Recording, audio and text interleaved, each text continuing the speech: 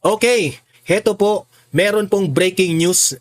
Nag-trending po itong si Attorney Baligod, itong mga attorney ng Brave 18, okay?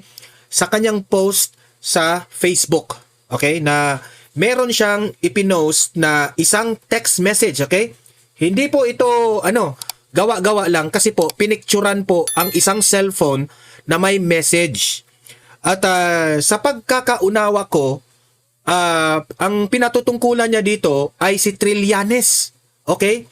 Na di umano, itong si Trillanes, o si Trillanes ba, o mga tauhan ba ni Trillanes, nag-chat sa mga Brave 18. Okay? Meron pong chinat sa Brave 18 na nag-o-offer po ng 10 million para lang bumaliktad itong mga Brave 18. Tingnan mo na. So, alamin po natin ito ha. Di umano ha, dapat itong sagutin ni Trillanes kung totoo ba ito. Kasi may ebidensyang ipinakita itong si Attorney Baligod. Okay? Pero bago ang lahat guys, help me po muna na i-like at saka i-share itong ating video para guys kakalat ito sa taong bayan. Okay?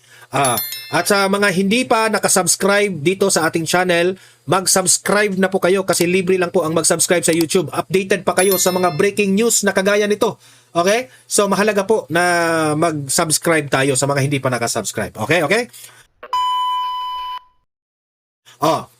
Eto na nga. Unahin muna natin itong post ni Attorney Baligod.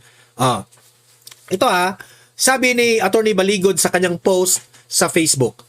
Heto ba sinasabi mo Trill? Ang spelling is T-R-I-L-L. So, wala akong ibang naunawaan ko na si Trillanes po ang pinatutungkulan ni Attorney Baligod. Tapos, pinost pa niya ang picture ni Trillanes dito. Okay? Ito ba sinasabi mo, Trill? Bakit kailangang niyong offeran ng 10 million ang bawat isa sa Brave 18? Para itago niyo ang katotohanan? Lousy kayo talaga. Ayan, Trillanes. Sinabi ni Attorney Baligod Trillanes na lousy ka raw, ha? Lousy ka raw. Ito hindi ko ibig sabihin na totoo ito. Ito nagbabalita lang po tayo dito ha. Dapat ito sagutin ni Trillanes kung ito ba'y totoo o hindi. Okay? So, ito, ang daming nito 13.3k likes ha, 13,000 likes.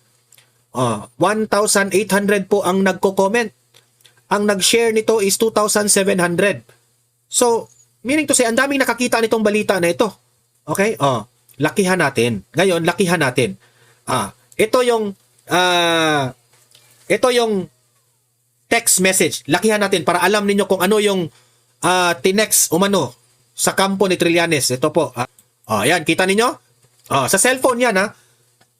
Ebidensya po ito, pinictura nila sa cellphone. Ayan, sabi dito, pero ang sisimulan ko dito ha, dito. Yan, sisimulan ko dyan, yan. Pero ang maganda nito, maatras ang mga kaso mo. Saka, batch tayo, yan, importante. So, sa pagkaka-understand ko dito, cellphone ito sa isa sa mga 18 ex-marines na chinatan siya, okay? Sabi dito, ito yung hinighlight ha. Pag ma-okay ka, ganito, magkaroon ka ng 5 million, iatras ang kaso, then mawala ka na sa media. Parang Guteza na wala na. Meaning to say, ganun ba ang ginawa ni Guteza? Ang ibig sabihin, si Guteza, kaya nawala si Guteza, tumahimik si Guteza kasi binayaran si Guteza. Yan ba ang ibig sabihin? Kasi, in-example niya si Guteza na biglang nawala si Guteza.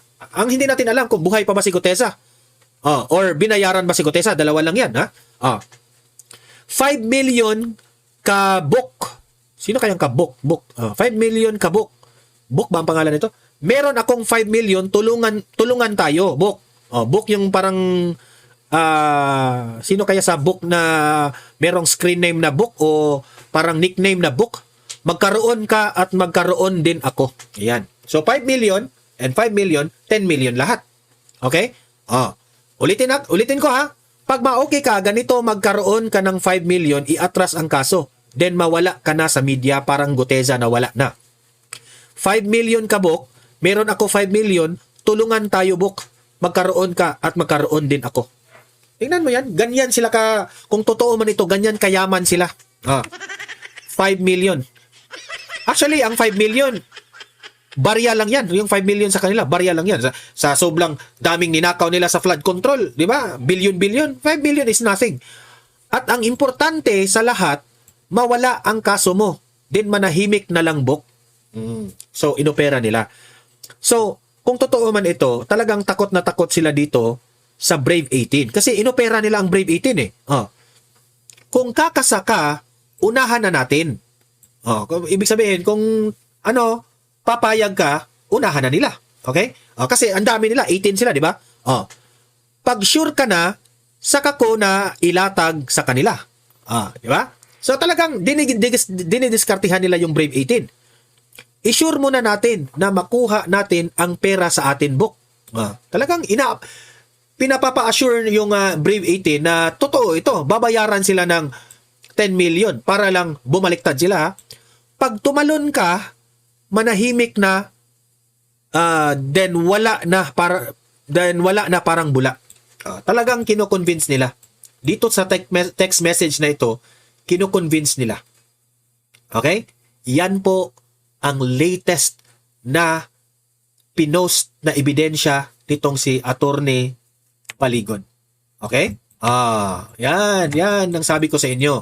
Baka akala ninyo, itong mga 18 ex-Marines, marami itong tinatago pa. Hindi pa nila inilabas lahat ng mga ebidensya. Heto ngayon, hindi pa nga lumabas yung mga ibang ebidensya, meron ng panibago. Ako, malaki ang chance na maniniwala ako rito eh. Kasi, they will do everything para lang babaliktad itong 18 ex-Marines. Kasi delikado sila, especially if si VP Sara na ang magiging presidente sa 2028. Naniniwala ako dyan. Kasi ang dami nilang ebidensya eh. So ito yung dating sinabi ni Trillanes. Ito, basahin naman natin yung post nitong Trillanes naman. Ito. Published by John Paul Robles ng DZMM, Teleradio Intern. Yan. Ito yung sabi ni Trillanes ha. Ang problema, hindi alam ng 18 bagmen na ito ang pinasukan nila. Yan ang sabi ni Trillanes. Akala nila parang social media engagements lang yan na pinupuri sila. Binobola ng mga DDS pero yung mga yan sa korte, wala mga yan. Kahit na ilang engagement ang ibigay sa inyo dyan at ilang papuri ang ibigay sa inyo dyan, pero pero sa korte, kayo lang. Parang ibig sabihin ni Trillanes dito na kawawa raw itong mga 18 ex-Marines kasi hindi raw nila alam kung ano yung pinasukan nila. Pinupuri raw ito ng mga DDS itong 18 ex-Marines. Actually, sa totoo lang naman, kaming mga DDS, pinupuri namin ang 18 ex-Marines kasi po nakikita po namin na sincero sila na isiniwalat nila ang katotohanan. Sino ba namang hindi maniniwala sa kanila na sila po ay dating mga bodyguards at mga bagmen ni Zaldico. At mismo si Zaldico po na mismo ang nagsabi na totoo po itong kanilang mga pagdi-deliver ng mga male-maleta. So, wala mang confirmation si Zaldico na totoo itong mga sinabi ng 18 ex-Marines, no? Pero nako-connect po namin ang mga statements ni Zaldico at sa mga statements po dito ni ng mga Brave 18. Ika nga, sabi ni Banatbay kanina sa interview ni Amy Marcos, nagtutukma po yung mga pangalan. Especially kasi itong si Banatbay, kinasuhan siya ni Trillanes. I mean, si Banatbay pala, kinasuhan ni Zaldico. Sorry, I'm wrong. Si Banatbay, kinasuhan ni Zaldico. At kilala po ng mga Brave 18, itong mga lawyers ni Zaldico. Alam ng mga Brave 18 ang mga detalyadong kwento patungkol kay Banatbay. Which is, sabi ni Banatbay, talagang totoo itong mga pinagsasabi ng mga Brave 18.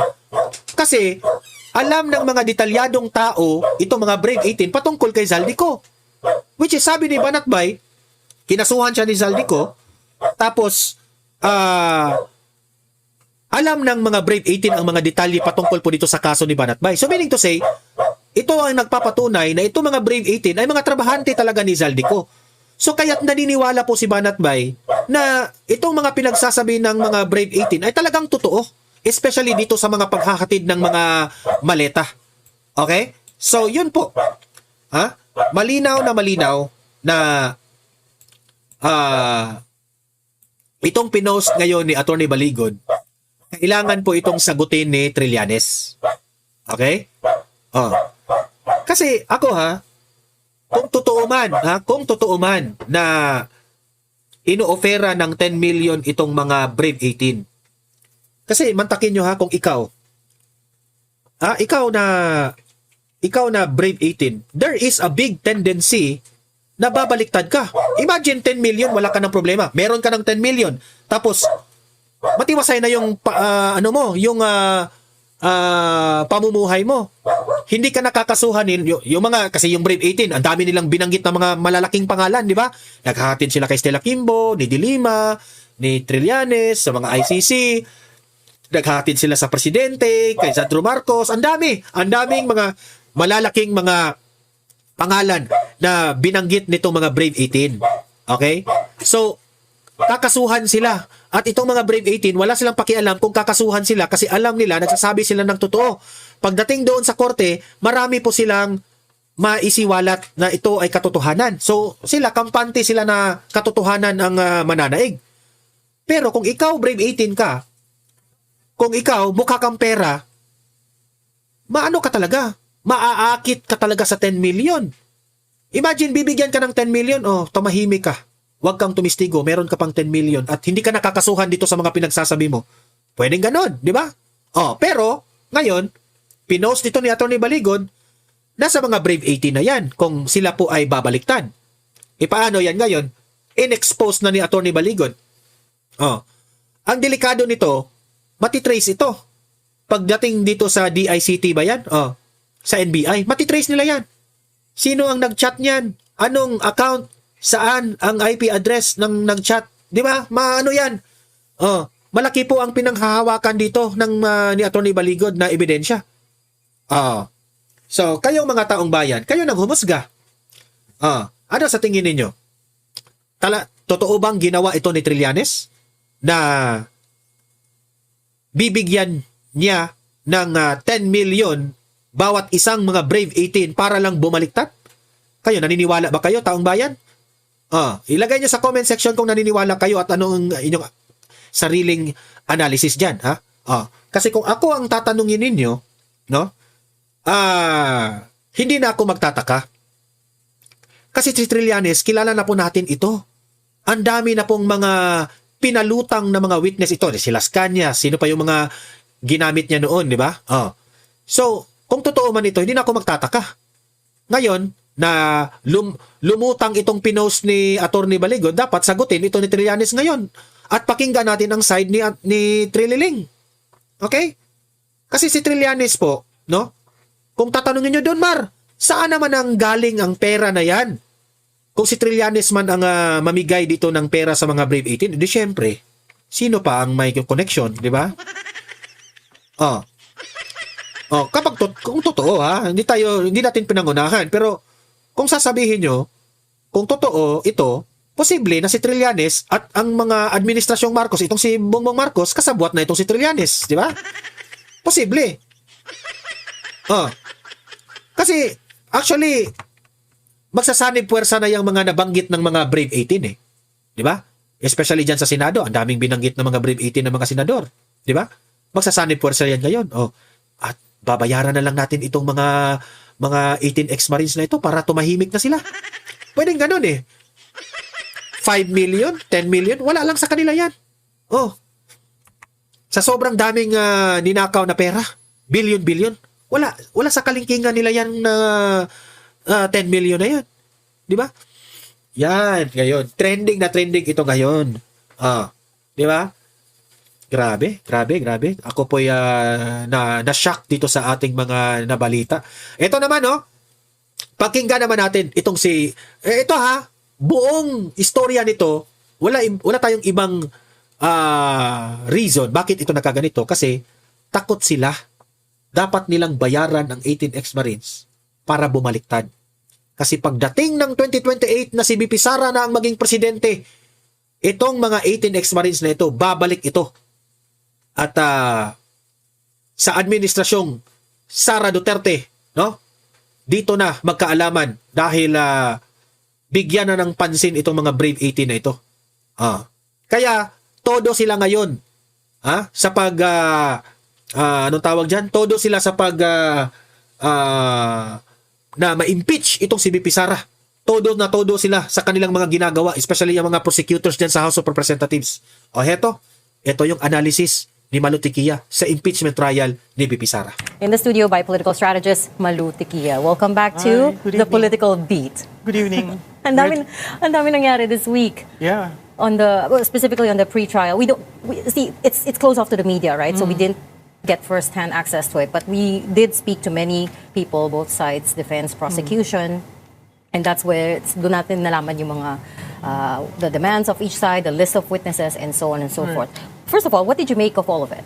Well, it's a process. The pre-trial process needs to be done in order to shorten the actual trial. So, and the second thing is that you are able to scrutinize the documents and mark it, and that kind of surprised me that there are certain documents lacking certain pages, so they did not agree to jointly mark it. So you will see from the outset that there are already strategies being laid out, but they are not discussing it. What are you sniffing? Even the list of witnesses, di ba sabi, you are mirroring our witness. Kaya imberna itong prosecutors sa defense team kasi talagang malakas yung kaso nila Pero itong mga prosecutors talagang mahina. Yes, but that's essentially a strategy to debunk and assail. I mean, imagine if you're going to present former Senator Trillanes and Mr. Madriaga, and that they will also be the witnesses of the defense,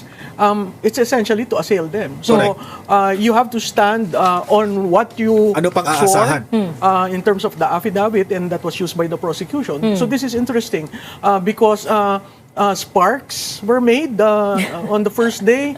Sparks continued on the way they appreciated the documents, and then the questioning of the witnesses, the fact that there are general and vague witnesses. So those are already tactics being laid out. And to be fair, the House appears to be very prepared with their introduction, video and the pressers almost periodically. Prepared. Whereas the defense chose to remain quiet.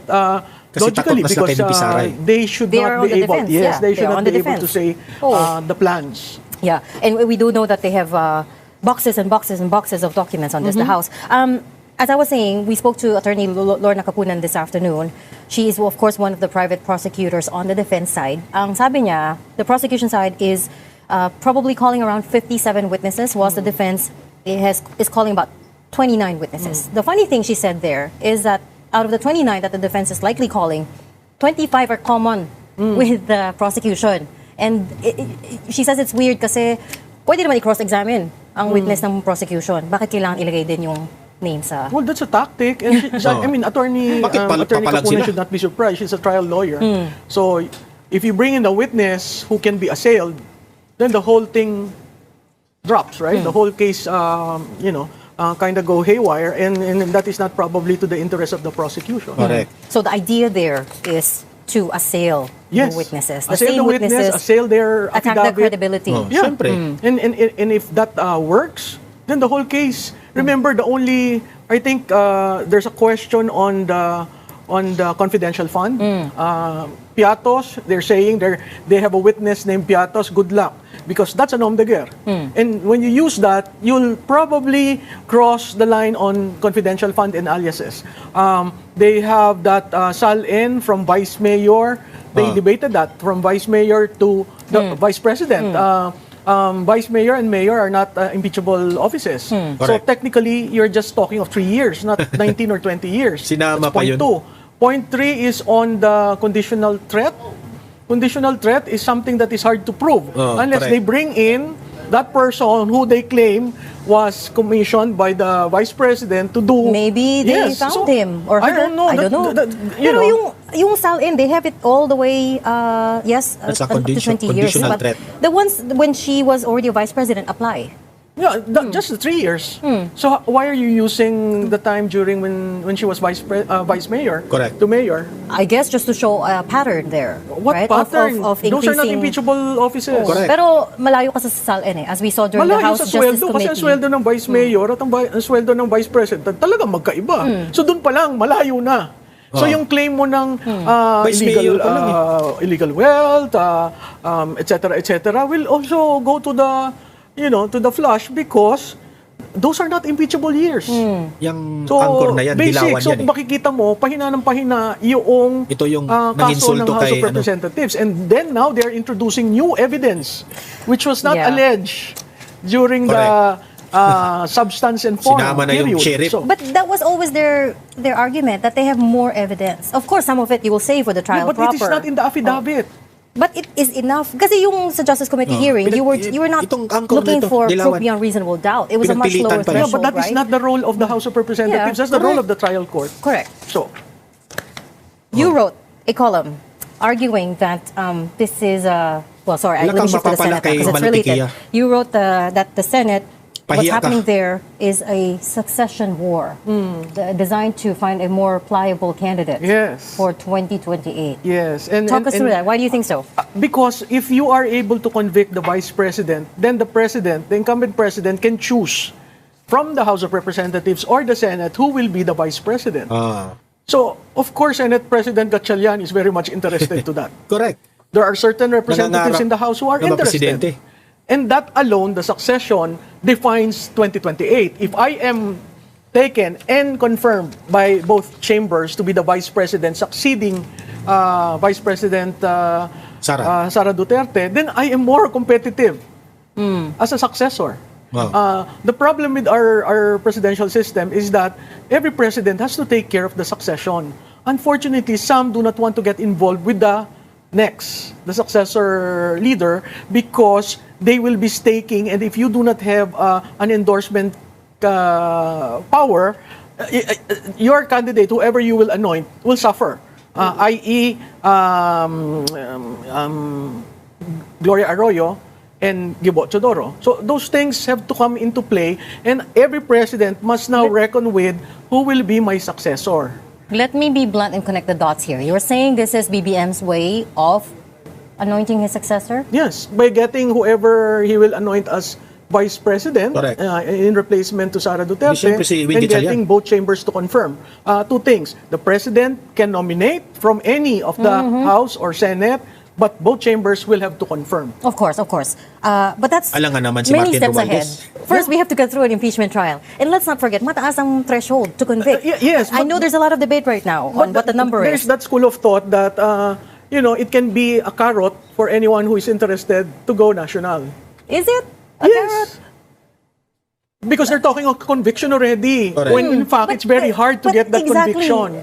Whether it's 16 or 15, It's 16. It's still may school of thought din na 15. Oh, naku, wala yung mga yun. Because- 16. Nasa Constitution 16. Sorry, Malu, but, Oo. but yung people who are in the 15 or 14 camp include former justices, like kunyari, Oh, yeah, but former senior Davide and associate justice. Ascuna are for 16. So Oh. it's Paano yan? Former divided. Saj You know? Antonio Carpio says it's not hard and fast. Former SP Frank Trilon says I'll go with Chief Justice Davide and Ascuna. Yung term ni former SP Trilon is Si Davide na si the two Ascuna ang nagsabing are 16. beyond the Senate's coercive jurisdiction, meaning the Senate can't compel them to No, they were not participate. suspended by the Senate. They were No, not I know, disciplined by the yes, Senate. but one is under the jurisdiction of the law. They find Remember yan. ways for that person to vote. They were not disciplined.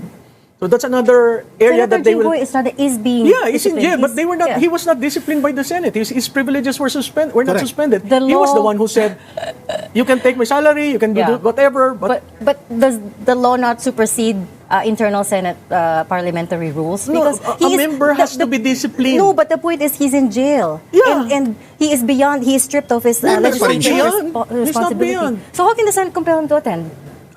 talk to the Sandigan Bayan and allow him for law to vote. Correct. That is There the- are so many ways to do that. That is the former Senator De Lima tried that. The Muntinlupa RTC denied it. Oh, but it's still you can try it. It doesn't mean it's the decision will be carried. There's several wild cards actually on play, and we cannot really Si Jinggoy, member pa rin sa finally Senate. say this one is the hard rule. But these are all live cards that we need to consider when you go to the threshold. And I think that would be one of the decision points of the impeachment court to lay a clear definition on the threshold.